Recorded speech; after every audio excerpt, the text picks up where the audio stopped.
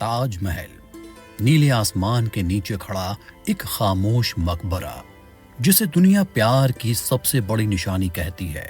क्या ताजमहल सच में सिर्फ मोहब्बत की कहानी है? क्या इसे बनाने वाले कारीगरों के हाथ सच में कटवा दिए गए थे? क्या ये इमारत किसी एक जादुई वास्तुकार की देन थी या फिर पूरी दुनिया के दिमागों का संगम? और क्या सच में ताजमहल बनने के बाद शाहजहां ने तय कर लिया था कि ऐसी खूबसूरती दोबारा कभी पैदा ना हो?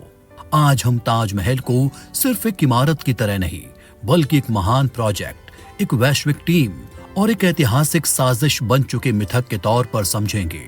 आज हम जानेंगे ताजमहल के पीछे खड़े उन नामों को जिनके बिना यह अजूबा कभी खड़ा नहीं हो पाता, और उस झूठ को भी जिसे सदियों से सच बनाकर दोहराया जाता है। वीडियो को अंत तक देखिए क्योंकि ताजमहल की असली कहानी शायद आपकी सोच से कहीं ज्यादा गहरी है। सम्राट शाहजहां ने अपनी प्रिय पत्नी मुमताज की याद में इसका निर्माण 1632 में शुरू करवाया था। ताजमहल का निर्माण किसी एक व्यक्ति का काम नहीं था, बल्कि ये फारस, तुर्की, मध्य एशिया और भारत के बेहतरीन इंजीनियर्स, वास्तुकारों और कलाकारों के एक विशाल बोर्ड की सामूहिक उपलब्धि थी। आइए ताजमहल के निर्माण के पीछे के उन प्रमुख चेहरों के बारे में विस्तार से जानते हैं। उस्ताद अहमद लाहौरी। उस्ताद अहमद लाहौरी को ताजमहल का मुख्य वास्तुकार माना जाता है। लाहौरी ने ताजमहल का पूरा खाका तैयार किया था। उन्होंने फारसी, मध्य एशियाई और भारतीय शैलियों को मिलाकर एक इंडो इस्लामिक उत्कृष्ट कृति बनाई। वो केवल एक कलाकार नहीं बल्कि गणित और खगोल विज्ञान के भी विशेषज्ञ थे। ताजमहल की ज्यामितीय सटीकता उनकी इंजीनियरिंग का प्रमाण है। शाहजहां की नई राजधानी शाहजहानाबाद के मुख्य केंद्र लाल किले का डिजाइन इन्हीं के निर्देशन में तैयार हुआ था। दिल्ली की ऐतिहासिक जामा मस्जिद के निर्माण में भी इनका प्रमुख योगदान रहा। उस्ताद ईसा अफंदी। उस्ताद ईसा अफंदी को ताजमहल के सबसे प्रमुख और चर्चित वास्तुकारों में से एक माना जाता है। हालांकि आधुनिक इतिहासकार उस्ताद अहमद लाहौरी को मुख्य वास्तुकार मानते हैं, लेकिन कई पारंपरिक और लोकप्रिय ऐतिहासिक वृत्तांतों में उस्ताद ईसा को ही ताजमहल का मास्टर डिजाइनर कहा जाता है। उस्ताद ईसा के मूल स्थान को लेकर इतिहासकारों में मतभेद है। कुछ स्रोत उन्हें ईरान के शिराज का निवासी बताते हैं, जबकि कुछ उन्हें तुर्क साम्राज्य का निवासी मानते हैं। उस्ताद ईसा को अक्सर नक्शा नवीस यानी मुख्य ड्राफ्ट्समैन के रूप में वर्णित किया जाता है। उन्होंने ही ताजमहल के उस जटिल और संतुलित डिजाइन को कागज पर उतारा था जिसमें फारसी, तुर्क, भारतीय और इस्लामी वास्तुकला शैलियों का अनूठा संगम है। वो उस दौर के उन गिने चुने विशेषज्ञों में से थे जिन्हें ज्यामिति और संरचनात्मक स्थिरता का गहरा ज्ञान था। ताजमहल की बाहरी दीवारों और छतों के अनुपातिक माप को इतनी सटीकता से डिजाइन करने का श्रेय उन्हें दिया जाता है कि आज 400 साल बाद भी ये स्मारक अपनी मूल स्थिति में है। अमानत खान शिराजी। अमानत खान शिराजी ताजमहल के मुख्य सुलेखक थे। वो न केवल सुलेख की शैली के लिए बल्कि शिलालेखों के लिए भी, चुनी गई कुरान की आयतों के चयन के लिए भी जिम्मेदार थे। उन्होंने ताजमहल की दीवारों पर मुख्य रूप से थुलुत लिपि का प्रयोग किया है। इस लिपि की विशेषता इसके घुमावदार और ऊर्ध्वाधर अक्षरों का संतुलन है जो एक जाली जैसा प्रभाव पैदा करता है। उन्होंने काली स्याही का प्रयोग नहीं किया था, बल्कि सफेद संगमरमर में काली पट्टियों को काट कर फिट किया गया था ताकि ये सदियों तक मिट ना सके। उन्होंने अक्षरों के आकार को इस तरह समायोजित किया कि जब कोई व्यक्ति जमीन पर खड़ा होकर शिलालेखों को ऊपर की ओर देखता है तो सभी अक्षर एक ही आकार के प्रतीत होते हैं। ऊपर के अक्षरों को थोड़ा बड़ा बनाया गया था। अमानत खान ताजमहल के एकमात्र ऐसे कलाकार हैं जिन्हें इमारत पर अपना नाम दर्ज करने की अनुमति दी गई थी। उनका हस्ताक्षर मुख्य मकबरे के आंतरिक गुंबद के आधार पर और दक्षिण द्वार पर मिलता है। ताजमहल के अलावा उन्होंने सिकंदरा में अकबर के मकबरे और आगरा के शाही मदरसे के शिलालेख भी तैयार किए थे। उन्होंने कुरान की 22 आयतों और 14 पूर्ण अध्यायों का चयन किया था। बाहरी दीवारों पर कयामत के दिन और मौत से संबंधित आयतें हैं, जबकि अंदरूनी हिस्सों और मुमताज की कब्र के पास जन्नत यानी कि स्वर्ग का वर्णन करने वाली सुखद आयतें उकेरी गई हैं। इस्माइल खान। ताजमहल के निर्माण में इस्माइल खान का योगदान तकनीकी दृष्टि से सबसे अहम था, क्योंकि उन्होंने स्मारक के सबसे चुनौतीपूर्ण हिस्से यानी इसके विशाल गुंबद का निर्माण किया था। इस्माइल खान तुर्क साम्राज्य के एक प्रतिष्ठित वास्तुकार और इंजीनियर थे। उस दौर में तुर्की के इंजीनियर अपनी गुंबद निर्माण कला और भूकंप रोधी डिजाइनों के लिए पूरी दुनिया में मशहूर थे। इस्माइल खान को ताजमहल के मुख्य गुंबद और उसके गोलार्ध को डिजाइन करने और बनाने का जिम्मा सौंपा गया। उन्होंने गुंबद के निर्माण में डबल डोम यानी कि दोहरा गुंबद तकनीक का इस्तेमाल किया था। इस तकनीक में एक आंतरिक गुंबद होता है जो अंदर से छत का काम करता है और एक विशाल बाहरी गुंबद होता है जो इमारत को बाहर से भव्यता देता है। इससे संरचना का वजन कम रहता है और स्थिरता बढ़ती है। गुंबद को इस तरह से बनाया गया है कि यह बिना किसी खंभों के सहारे टिका है और इसका भार चारों कोनों पर समान रूप से वितरित होता है। इस्माइल खान द्वारा निर्मित यह गुंबद आज भी अपनी ज्यामितीय सटीकता और इंजीनियरिंग की वजह से दुनिया भर के वास्तुकारों के लिए अध्ययन का विषय है। मीर अब्दुल करीम और मुकरमत खान।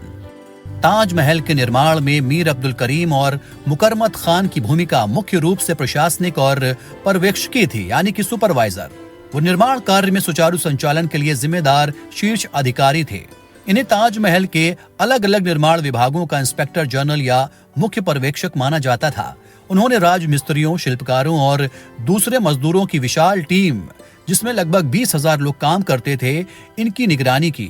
मुकरमत खान और मीर अब्दुल करीम मुख्य रूप से दैनिक उत्पादन के प्रबंधन और निर्माण से जुड़ी वित्तीय मामलों को संभालते थे। मुगल इतिहासकार अब्दुल हमीद लाहौरी के मुताबिक शाहजहां ने इन दोनों को ताजमहल के निर्माण की देखरेख के लिए नियुक्त किया था। लाहौरी के पुत्र लुत्फुल्ला मुहांदिस के लेखन में भी इन दोनों का नाम विशेष रूप से सुपरवाइजर के तौर पर आता है।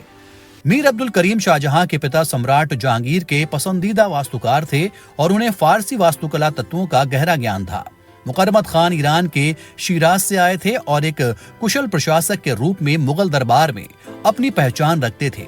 जहां उस्ताद अहमद लाहौरी जैसे लोग डिजाइनिंग में व्यस्त थे, वहीं मीर अब्दुल करीम और मुकरमत खान ने यह सुनिश्चित किया कि सम्राट शाहजहां के विजन को जमीनी स्तर पर सटीकता से लागू किया जाए। काजिम खान।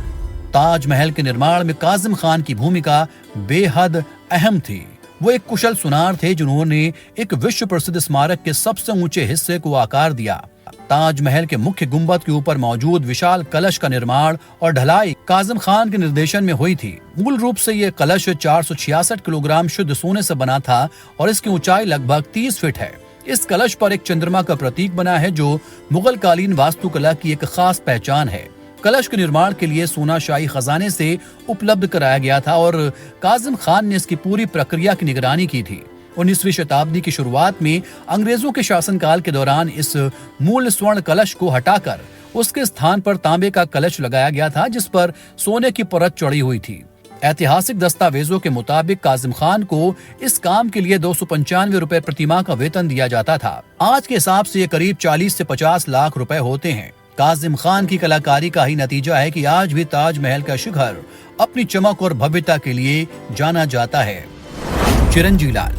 चिरंजी लाल उस क्रिएटिव यूनिट के 37 प्रमुख सदस्यों में से थे जिन्होंने ताजमहल को विश्व का 7वां अजूबा बनाने में अपना जीवन समर्पित कर दिया।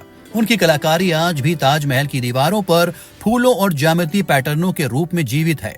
उन्हें मुख्य रूप से ताजमहल की पच्चीकारी और मोज़ेक कला के विशेषज्ञ के तौर पर जाना जाता है। चिरंजी लाल ताजमहल के मुख्य पच्चीकार थे। उनका मुख्य कार्य सफेद संगमरमर की दीवारों को कीमती और अर्ध कीमती पत्थरों से सजाना था। वो दिल्ली के रहने वाले एक स्थानीय लापिडरी यानी कि बहुमूल्य पत्थर तराशने वाले संतराश थे। हालांकि कुछ ऐतिहासिक संदर्भ उन्हें लाहौर से भी जोड़ते हैं, लेकिन अधिकांश रिकॉर्ड उन्हें दिल्ली का निवासी बताते हैं। उन्होंने पैतरा द्यूरा तकनीक का नेतृत्व किया जिसमें संगमरमर में बारीक खांचे बनाकर उसमें लाजवर्द, अगेत, कोरल और नीलम जैसे पत्थर भरे जाते थे।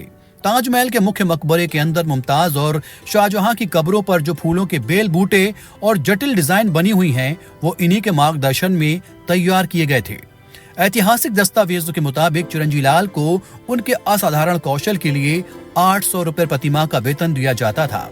आज के हिसाब से राशि करीब 1 करोड़ रुपए होती है, जो दर्शाता है कि मुगल दरबार में उनका स्थान कितना ऊंचा था। जहां ताजमहल के मुख्य वास्तुकार फारसी या मध्य एशियाई थे, वहीं चिरंजी लाल जैसे स्थानीय भारतीय कलाकारों ने इस स्मारक को भारतीय कला की सूक्ष्मता और सुंदरता पेश की। कहा जाता है कि ताजमहल बनने के बाद शाहजहां ने कारीगरों के हाथ कटवा लिए थे। ये एक ऐतिहासिक मिथ है कि शाहजहां ने ताजमहल बनाने वाले कारीगरों के हाथ कटवा दिए थे। कुछ इतिहासकार मानते हैं कि शाहजहां इतनी बड़ी बेवकूफी नहीं करने वाले थे। उन्हें पता था कि ताजमहल सैकड़ों साल वजूद में रहेगा और इसकी मरम्मत देखभाल भी वही कर सकते हैं जिन्होंने इसे बनाया। इसलिए उन्होंने कारीगरों और मजदूरों के लिए ताजमहल के करीब एक बस्ती बसाई जिसे आज ताजगंज कहा जाता है। ताजगंज में आज भी उन कारीगरों की पीढ़ियां रहती हैं और संगमरमर पर पच्चीकारी का काम कर रही हैं। शाहजहां ने अपने मुख्य वास्तुकारों को नादिरुल असर जैसी बड़ी उपलब्धियों और धन दौलत से नवाजा था। अगर इतने बड़े पैमाने पर हाथ काटे जाते तो उस समय के विदेशी यात्रियों जैसे बर्नियर या टेबर्नियर ने अपनी किताबों में इसका जिक्र जरूर किया होता। ताजमहल बनने के बाद दिल्ली की जामा मस्जिद का निर्माण भी और उसका डिजाइन तैयार करने में भी अहमद लाहौरी की मुख्य भूमिका थी। अगर उनके हाथ काट दिए गए होते तो वो ताजमहल के बाद जामा मस्जिद जैसी भव्य इमारत कैसे बनाते। शाहजहां ने कारीगरों के साथ एक कानूनी समझौता किया था कि वो वैसी ही दूसरी इमारत किसी और शासक के लिए नहीं बनाएंगे। इसके बदले उन्हें आजीवन पेंशन और काम न करने पर भी वेतन दिया गया, यानी एक तरह से उनके हाथ बांध दिए गए। संभवतः ऐसी काम न करने के समझौते को बाद के समय में गलत तरीके से हाथ काट देने के मुहावरे के रूप में प्रचारित किया गया। पिछले कुछ सालों में ताजमहल अपनी खूबसूरती से ज्यादा एक विवाद की वजह से चर्चा में रहा। कुछ लेखकों और संगठनों ने यह दावा किया कि ताजमहल असल में एक प्राचीन शिव मंदिर था जिसे तेजो महल कहा जाता था। उनका दावा है कि मुगलों ने एक मंदिर को तोड़कर या बदलकर मकबरा बना दिया। ताजमहल के भीतर मंदिर से जुड़े प्रमाण मौजूद हैं। 22 बंद कमरों को खोलने पर मूर्तियां या शिलालेख मिल सकते हैं। इन्हीं दावों के आधार पर अदालतों में याचिकाएं दायर की गईं, जिसमें 22 कमरों को खोलने और जांच कराने की मांग की गई। हालांकि भारतीय पुरातत्व सर्वेक्षण, जो ताजमहल की संरक्षण एजेंसी है, ने इन दावों को स्पष्ट रूप से खारिज किया। एएसआई ने कोर्ट को बताया कि ताजमहल का निर्माण 1632 से 1653 के बीच हुआ। ये मुमताज महल का मकबरा है। इसके निर्माण नक्शों और ऐतिहासिक दस्तावेजों के पर्याप्त सबूत मौजूद हैं। एएसआई ने यह भी कहा कि अब तक कोई मंदिर संरचना, कोई मूर्ति, कोई पूजा चिन्ह, कोई शिलालेख कुछ भी नहीं मिला जो इसे मंदिर साबित करे। सुप्रीम कोर्ट ने याचिका को पूरी तरह खारिज कर दिया। कोर्ट ने साफ कहा कि ये याचिका सिर्फ पब्लिसिटी पाने के लिए है। अदालतें इतिहास को दोबारा लिखने का मंच नहीं है। हर स्मारक के इतिहास को कोर्ट में चुनौती नहीं दी जा सकती। यानी कि कोर्ट ने माना कि ये शिव मंदिर नहीं है। तो दोस्तों, अगले वीडियो में मैं आपको दिखाऊंगा ताजमहल किस चीज से प्रेरित हुआ, किस इमारत से प्रेरित हुआ और वो इमारत कौन सी है जो ताजमहल से पहले बन गई थी लेकिन ताजमहल का छोटा स्वरूप थी और उसी को देखकर ताजमहल बनाया गया। बने रहिए हमारे साथ, देखते रहिए अरमान ब्लॉग्स।